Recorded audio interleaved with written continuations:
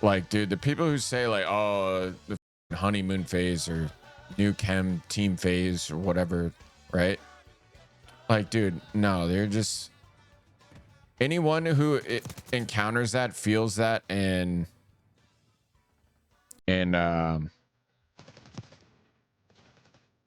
almost thinks it's a thing. Like, bro, the players you're talking about are just tweakers. Like, they just get annoyed.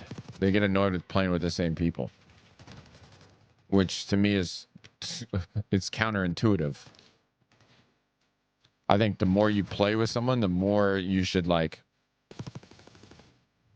know what they're gonna do, like like in the back of your head, like the back of your hand.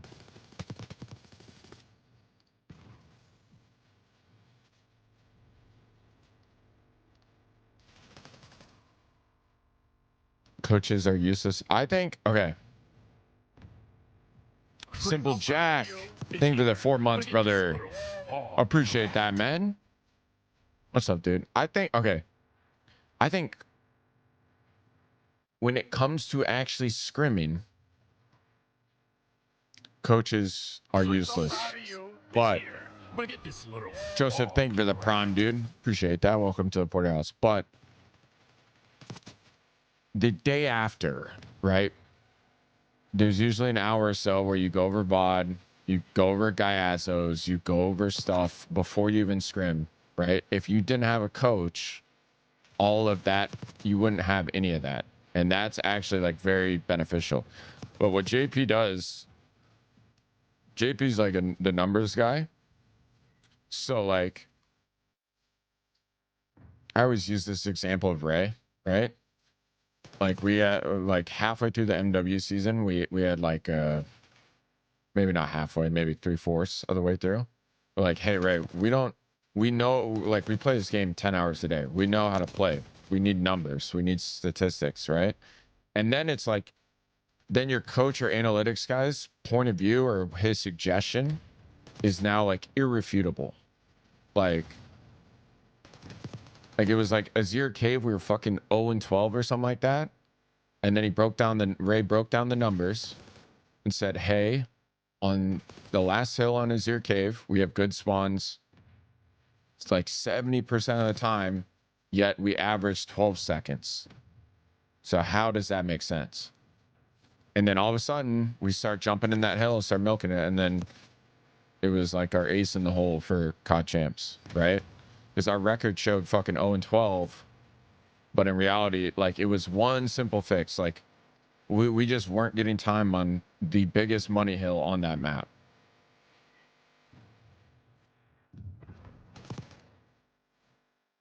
So because Ray did those numbers and figured rather than worried about us like fixing our gameplay, right? He was like, fuck it, let's just get numbers, right? You can't really argue with math, or you can't really. And it wasn't like the crazy shit is none of us knew it was that hill. None of us knew that hill was the reason why we're losing.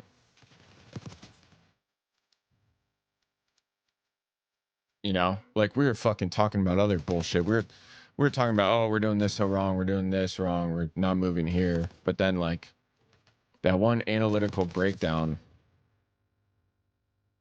like we noticed a trend, right? And that's sort of what JP does for Optic. And that's what he did for me when I was on subliners. So what does Damon do if JP? See, that's the thing. JP's probably focused on numbers. Damon's focused on like probably team play a lot. He's probably contributing to a lot of the discussion. See, here's the thing, right? If Damon, Formal said coaches are, I don't even know if you said that or not. I'm just going off of what someone said in chat about Formal saying coaches are useless in COD scrims, right?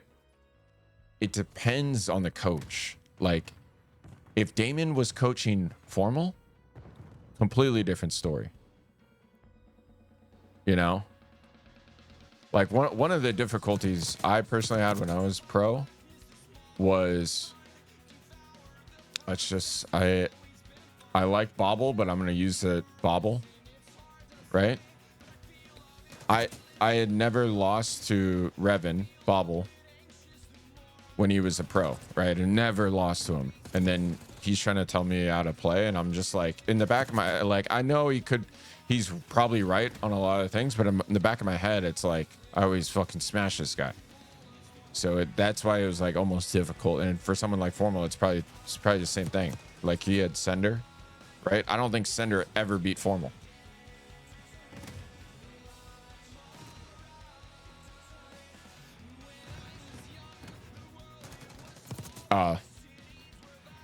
Coaches in COD do things players don't want to do. Yeah, that's true. Yeah, I agree with what Matt said.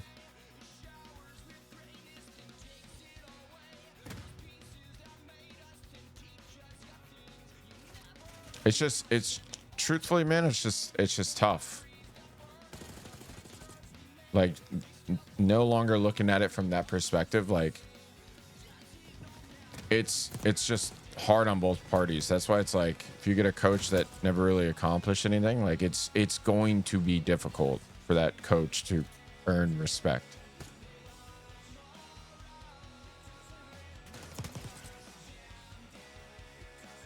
Vortex, what are you even talking about, bro?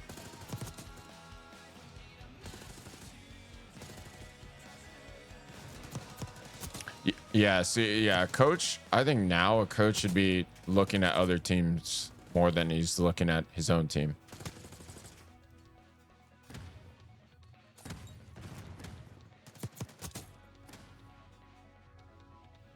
Like, let the players focus on fixing their own gameplay.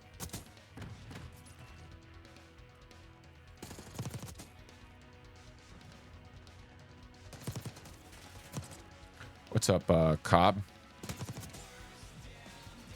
Optic 1, map 1.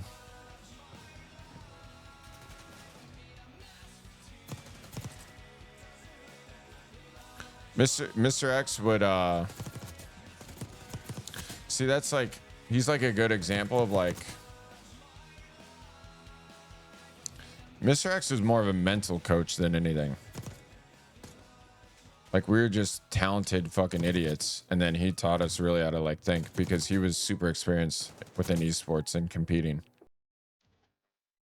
Like, Mr. X was like a Rainbow Six like national champion like multiple times over. So that at the time, that was way more than anything any of us have accomplished. No, Mr. X did a lot, dude.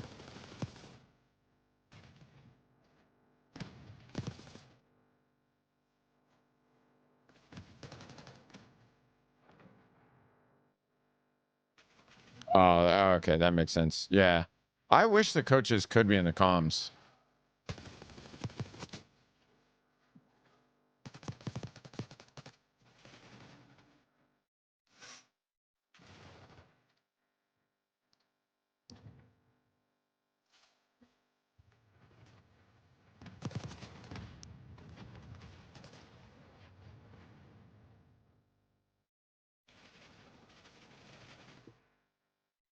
I truthfully, I have no idea why they don't allow coaches in the comms.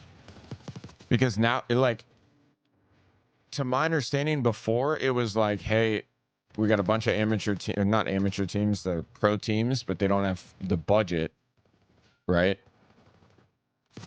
So like on complexity, we won so much that we could afford, like, we got complexity a bunch of sponsors and all this shit. I mean, they got them, but like, obviously us winning helped, right? So then they could afford to pay another someone else to be a coach. Or like, say, Spacely's team, right? They didn't have a fucking coach.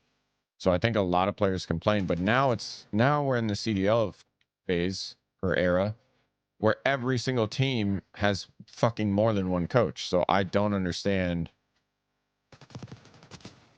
why coaches aren't allowed in the comps. Map count is 1-0 right now.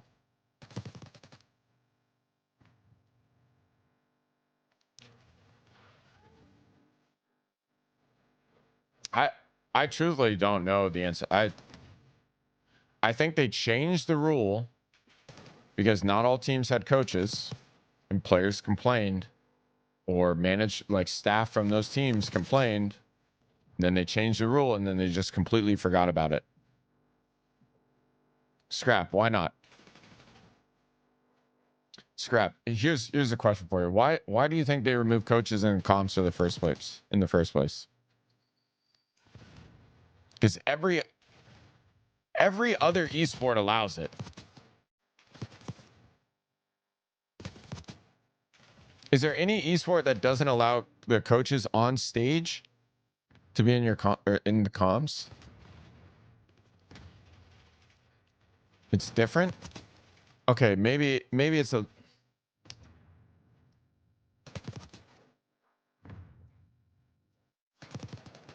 Valorant doesn't allow it. I know in CS they allow it.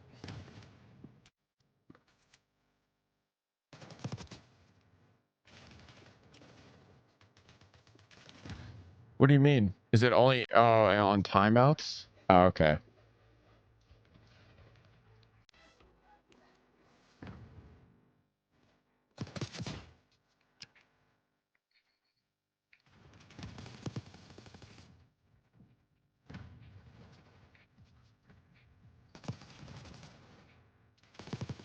What's up, Crane? How's it going, bro? How was Sebring? Dude, imagine a coach in the middle of S&D rounds just pulling out a notepad, reading off strats, looking all fucking official for photos and stuff.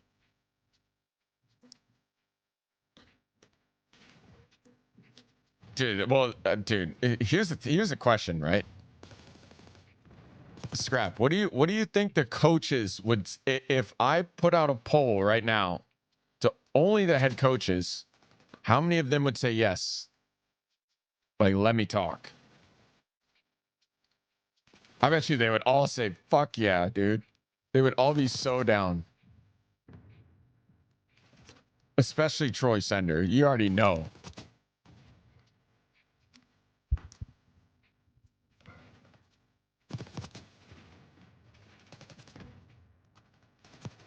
I have a feeling they would all say yes. They'd want to do it.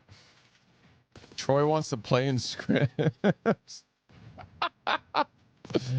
Bro, no, the NYSL fucking champs photo is hilarious. Where he's just standing in the middle of the open watching the game. Bro, that shit is fucking hilarious.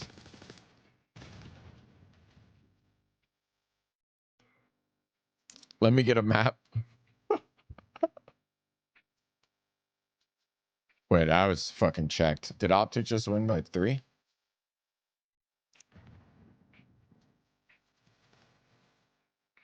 Yo, Scrap, how comes there's an Alpha and Bravo in the fucking clan tags? What's up with that shit?